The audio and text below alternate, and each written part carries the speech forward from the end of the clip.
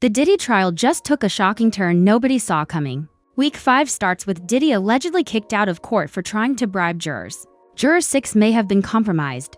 Working for Diddy's team, this proves Diddy is still trying to influence the trial from behind bars. A security officer testified that Diddy offered him $100,000 to stay quiet and destroy evidence. With victims disappearing and evidence vanishing, there's a lot to unpack here. Same thing just happened in court. So a witness who had just finished wrapping up her testimony left. The jury was excused for lunch, and then the judge turned to the defense team and said to them, "Your client has been nodding vigorously during testimony towards the jury." Now, there are explicit rules in court that the defendant is not allowed to have any form of communication with the jury. And the judge said to the defense team, "Is that going to happen again?" And they said, "No, it is not going to happen again." The judge called it absolutely unacceptable and said that if it does happen again, Combs could be removed from the courtroom.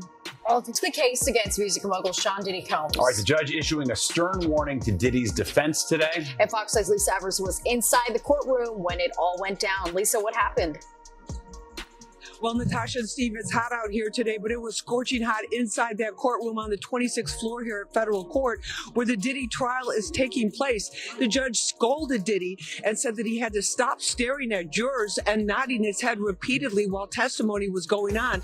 The judge even saying that he saw it happen twice and warned Diddy that if it happens again, he will take action, which could include banning Diddy from the courtroom. Day 23 of the Diddy trial ended with the judge investigating juror number 6. Days ago, Diddy was warned to stop communicating with jurors, and now we know which one he targeted.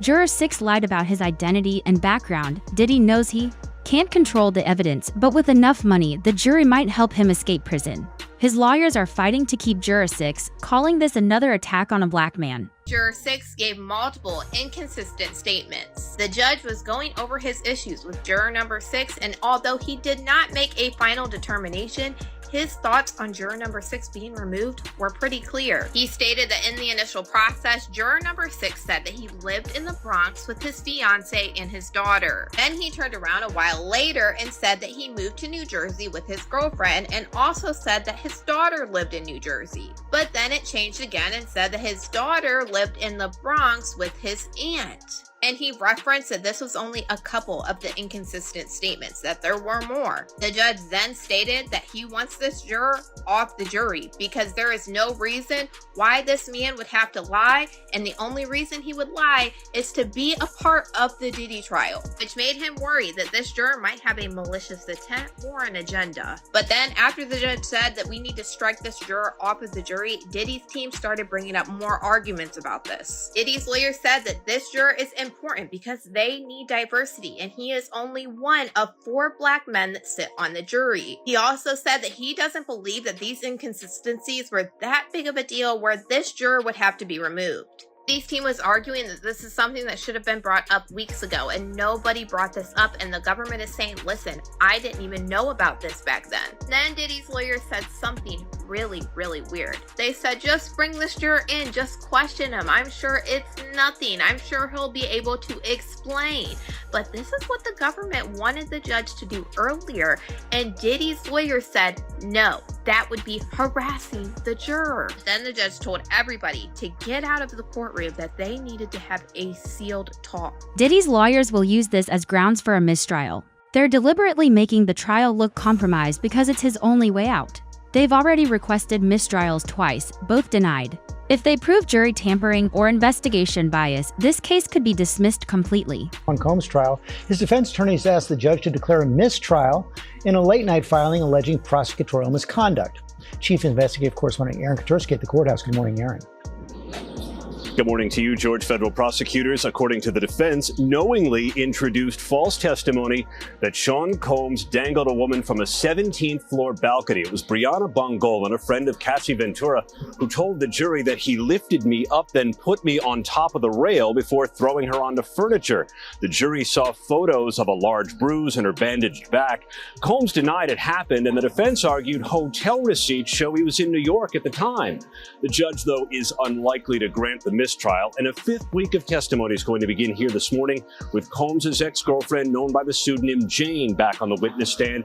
She's already tearfully told the jury grueling details of degrading sex with male prostitutes and how she feared if she stopped, Combs would stop paying her rent. Combs denies it all, says all the sex was consensual. And guys, Jane is expected to be on the witness stand for most of the week. This isn't Diddy's first bribery attempt. Eddie Garcia, security supervisor at the hotel where Diddy assaulted Cassie, testified that Diddy and Christian pressured him to sign an NDA. Diddy desperately wanted to delete the assault video in exchange for $100,000 split among security staff. Garcia signed the agreement requiring silence and evidence destruction. Today, the jurors in his trial heard from a former security supervisor at that hotel. His name is Eddie Garcia, and he testified that not long after the attack happened, Diddy's chief of staff, Christina Courtroom, called him to ask for the footage. He said that he told her no on the phone, and again when she showed up in the lobby, said he told her no again. But that night, Garcia testified, Christina Courtroom called him again, and this time, she handed the phone to Diddy. Garcia told the jury in Combs' federal trial that Puff said if that video ever got out, it would ruin his career. He testified that Diddy promised to, quote, take care of him if he could only find a way to get that video. And so, Eddie Garcia, who was promised immunity to tell the truth in court, reached out to his boss, who agreed to sell the video for $50,000. And the following day, Garcia brought a USB drive with that video to a meeting he said included Diddy, that chief of staff, Christina Courtroom, and one of Diddy's bodyguards. But before handing over that little USB stick, Garcia said he told Diddy he was worried. He was concerned he might be implicated in a crime if Cassie Ventura ever called the police and complained. At which point, according to Garcia, Diddy had a plan.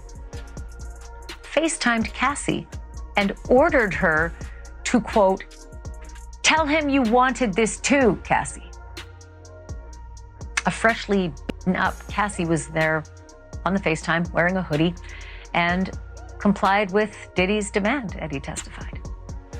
He then said he signed a contract swearing that no other copy of the video existed and swearing him to silence with $1 million penalty if he ever spoke of what he saw or of what he did, i.e. the payoff. In return, Garcia says he was handed a bag containing $100,000, double the amount that Garcia's. This case proves Diddy used his influence, connections, and money to abuse vulnerable victims. Even now, he's still doing this. Mayor Eric Adams gave Diddy the key to the city weeks before his arrest. Knowing about the investigation, allegedly, Diddy had dirt on Adams, which is why Adams was arrested right after Diddy. Big breaking news tonight. For the first time in the history of New York City, a sitting mayor has been indicted for crimes. ABC News reporting that Mayor Eric Adams has been indicted by a federal grand jury. We do not know yet the exact charges. Federal authorities have been investigating Adams and members of his staff, issuing subpoenas for documents and cell phones. Several members of administration have resigned, some of them also friends of Mayor Adams. Again, Eric Adams, the 110th mayor of New York, has been indicted by a federal grand jury. Diddy always been the type of individual that wanted to have ups on the next person no matter what they was doing. He did the stuff to Ja Rule so he could go after Jay-Z. They not gonna come out and speak on nothing that has anything to do with them. And they praying that they not on the tape doing crazy stuff, being oiled up in the whole 9 yards. Until the feds say, hey, yo, listen here. Hey, buddy, we got you on this tape, and girl looked like she was pretty young. We're not gonna show it, but we need you to come and testify against Brother Love. That's when they're gonna start talking. And they're not gonna be talking in his favor. 250 cameras all over the house? Somebody got caught stealing a cookie out the cookie jar. When you that powerful, you didn't get that powerful without having 1 or 2 or maybe 3 ups on. Evidence shows Diddy was involved in destroying evidence during police investigations. Every time evidence against Diddy appears, police accidentally lose it. Fingerprints from Kid Cudi's car linking Diddy to arson were allegedly destroyed in an accident. Do they expect us to believe this is coincidence? Is adjourned today in the sex trafficking and racketeering trial of Sean Diddy Combs. Today, the defense requested a mistrial following testimony from an LA arson investigator, but the judge denied the request. ABC's Rena Roy has the latest. A mistrial request denied in the federal criminal trial of Sean Diddy Combs. His defense team accusing the government of prosecutorial misconduct during the testimony of a Los Angeles arson investigator who spoke about fingerprints that were lifted from the front door of rapper Kid Cudi's home as part of an investigation into a break-in there in 2011. The investigator testifying that those fingerprints were destroyed, and when prosecutors asked the investigator if that was unusual, the defense accused them of trying to plant the idea that Combs was responsible. The overall implication, according to the defense, is that somehow Sean Combs created that disappearance. The defense moved for a mistrial, and they moved for it because what they said is it's unduly prejudiced, because this is the whole theory of what the prosecution is putting forth, is that he has this control and can make these investigations disappear. Instead, the judge striking that part of the testimony, telling jurors to disregard it. Right before, the jury heard from a police officer who responded to that break-in, testifying that he saw a black Escalade leaving the scene with plates registered to Combs' company Bad Boy Productions. The arson investigator also testifying about another incident at Kid Cudi's home in 2012 when his Porsche was set on fire. He testified about the smoke and fire damage in these photos that were shown to the jury and said he determined the fire was targeted and started with a Molotov cocktail. Kid Cudi last week testified he believed Combs was responsible for both incidents after finding out he was dating Cassie Ventura. Kanye told Diddy he'd do everything to help him. This public support is just the beginning. Diddy isn't alone, he's backed by billionaires. Some, like Kanye, show public support. Others work behind the scenes, shielding Diddy from accountability. Their influence is why he escaped justice for so long. Ye, formerly known as Kanye West, has made a surprise appearance at Sean Diddy Combs' criminal trial on Friday. He expressed support for his fellow rapper as he defends against sex trafficking charges.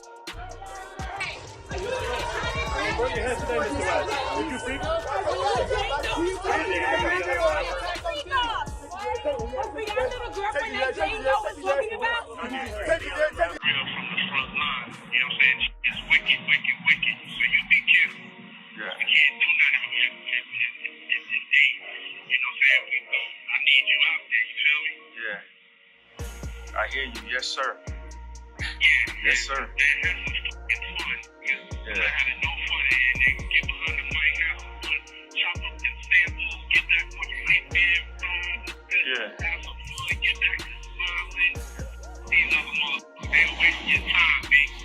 This trial is the first time evidence against Diddy has been collected and made public. Photos from his arrest show his hotel room filled with bags of substances, baby oil bottles, and guns. Homeland Security found $9,000 cash, proving hours before arrest Diddy was engaging in illegal activities. Tonight, our first look inside Combs' Miami mansion, the day federal agents busted the gate open last year to raid it. A federal agent testifying about the evidence, guns and ammo seized from Diddy's home that were found near alleged freak-off supplies, which included dozens of bottles of baby oil and boxes of platform heels, bondage restraints, and bundles of rope. Also photographed as evidence that day, motivational messages on Combs' bathroom mirror that included "You a legend" and "Upward motion," and drugs. Lots of drugs, including ones found in plastic bags inside a Gucci bag, and orange tablets with the Tesla logo that tested positive for It's got new exhibits today. Take a look at these photos that prosecutors have just released. They're pictures of Diddy's former girlfriend, Cassie Ventura, with what she says are bruises on her back and legs, which you can see here, and also a gash above her eye. Also released today, some pictures from when Diddy was arrested in September of last year at the Park Hyatt Hotel in New York. And a special agent with Homeland Security testified last week that some of the items found included baby oil, drugs, these pink packets of ketamine. There's also this image of a knife wedged in a door. Now, Combs, we aren't sure if he's going to be taking the stand in his own defense, but he denies all of the allegations against him. But will all of these witnesses really prove the government's charges that he was running this criminal empire and that he's guilty. What evidence was so bad that Diddy paid $100,000 to hide it? Jane, a victim testifying, said Diddy would force-feed her substances until she was sick, then force her to be with multiple men. The tapes contained disturbing footage, Jane testified. The constant demands left her exhausted and overwhelmed. I felt like an escort, she said. Diddy Day 19 and the drama is reaching a fever pitch here in this downtown Manhattan courtroom as one of Diddy's exes dropped new bombshells. Wiping away tears from her eyes, she testified she begged Diddy to stop the freak-offs, texting, "I'm not a porn star, I'm not an animal." A social media influencer and Diddy's girlfriend from 2021 to 2024. She used the pseudonym Jane on the stand. She alleged Diddy coerced her into days-long sex parties with male escorts. Text messages from 2023 introduced today in court revealed just how badly Jane wanted out. "I don't want to be used and locked in a room to perform and fulfill your fantasies. I'm coming to the realization of what this really is. My heart is really in this and it's breaking. I don't want to play this role in your life anymore." In one of the more dramatic moments, Jane testified that when Cassie's 2023 lawsuit became public, she fainted. She said when she read 3 pages that echoed her own experience with Diddy, it, quote, felt like a nightmare. Jane's testimony is emotional, but I also say naturally emotional. Sometimes you have witnesses who will testify and get emotional at awkward points in their testimony, but Jane seems very authentic, and that helps her credibility in terms of what she's testifying to. ABC News legal contributor, attorney, and host of Bad Rap, the case against Diddy, Brian Buckmeyer was in the courtroom. The Sean Combs of last week and the Sean Combs of this week does seem slightly different in his demeanor. He doesn't seem to be actively engaging in, let's say, body language or communication with the jury. It could be because of this witness or that he knows they're on the verge of cross-examination, potentially starting tomorrow morning. So not as much vigorous head nodding. Show out of Cassie right here, guys. And there's more news about Diddy's freak-offs. Sean Deering, a male escort mentioned in court, is speaking with People about his time with Cassie at those sex parties. Sean said he was hired more than a dozen times, starting in late 2014 or early 2015, and the tone changed. I just would say overall, the tone was a little darker towards the last time I'd seen them. It was more of a doing this to please him type of spirit overall. I can tell when the energy was different. The former male escort claims Cassie was playing her role. It was evil, and she was under that. Sean says Diddy tried to hire him again in 2017, but he passed. Sean Combs has pled not guilty to all charges against him. That Diddy forced her to take drugs and that she would be awake for days, that she was taking ecstasy and she said on these trips she was sometimes so high on drugs that she lost her sense of self. Jane has finally taken the stand. Now, we're not allowed to reveal her identity because she's testifying under a pseudonym. She's talking about how she and Diddy first met, how they met in Miami and how he was so sweet and loving and that he was actually dating a friend of hers at the time, but that the two of them started going on trips to Turks and Caicos and the Bahamas. During her testimony, she's been crying and it seems like it's been really hard for her to be up there on the stand. She is now talking about how Diddy would make her watch pornography while they were having sex with each other and that he would talk to her about his fantasies. He would make her wear lingerie and what she calls stripper heels, and that at one point he told her that he wanted to see her have sex with other men. That's when he took her to a hotel room and she starts describing how his assistants were in there setting things up with baby oil and the lighting and providing drinks. And she said that when she was there, he then hired an escort from a company called Cowboys for Angels. She said that this escort's name was Dawn and that she had sex with this man in front of Diddy while he masturbated. Jane testified that over the next few years, 90% of her relationship with Diddy centered around these sexual encounters with male escorts. She testified that she told Diddy multiple times, verbally and in writing, that she did not want to participate in these sexual. Diddy was so violent that even hired workers feared him? One male worker called the Punisher testified about 8 to 12 encounters with Cassie, while Diddy watched, directing every move from the shadows. Diddy treated Cassie like an object, not a person. The witness said Cassie would wince whenever Diddy made degrading demands. Was this happening in your sessions? Well, so it is an assumption, right? So, obviously with the veil, there was a very deliberate attempt to hide his identity. Yeah. So they never had any interactions or even any outward conversation in my presence. So there was a routine where sometimes we'll be right in the middle of sex and he'll just stand up and walk out of the room. And she would take that cue and she would follow him out. So I did recognize, and I mentioned it in my book, that it became a habit that we're having sex on couches with sheets. We started in towels. I would climax, but she would specifically leave the room without wiping herself, without doing anything to take care of whatever I left on her. So I assumed that's when he popped up, because once I climbed up, he popped up, he left the room, she popped up, she followed him. So I'm assuming that's when the lathering, whatever went on, happened at that point. Okay, so at what point did he stop wearing a veil?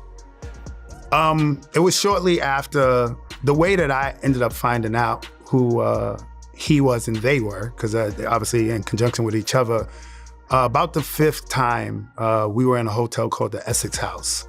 And when I would arrive for the sessions, I would be waiting around a couple of hours. So in this specific time, they put me into an extra room in the hotel suite. And to kill time, I decided to watch TV. And this specific hotel had a welcome message, which was, so when I cut on the TV, it specifically said, Essex House would like to welcome Mr. Sean Combs. Oh. And I was like, whoa, like I was blown away. Mia, Diddy's former assistant, testified she was blackmailed and assaulted by him like Cassie. A list she wrote in 2011 showed how trapped she felt. Her job was protecting him, fulfilling his whims, handling everything from personal tasks to writing projects. She told the jury his eyes turned black and he looked through me. David Pilgrim, thanks for streaming with us here on ABC News Live. Week 3 of the Sean Diddy Combs trial has wrapped, and we should note this show will contain graphic content from the courtroom today. 5 witnesses testified this week, 2 former employees, a Los Angeles police officer, fire department investigator, and a celebrity stylist.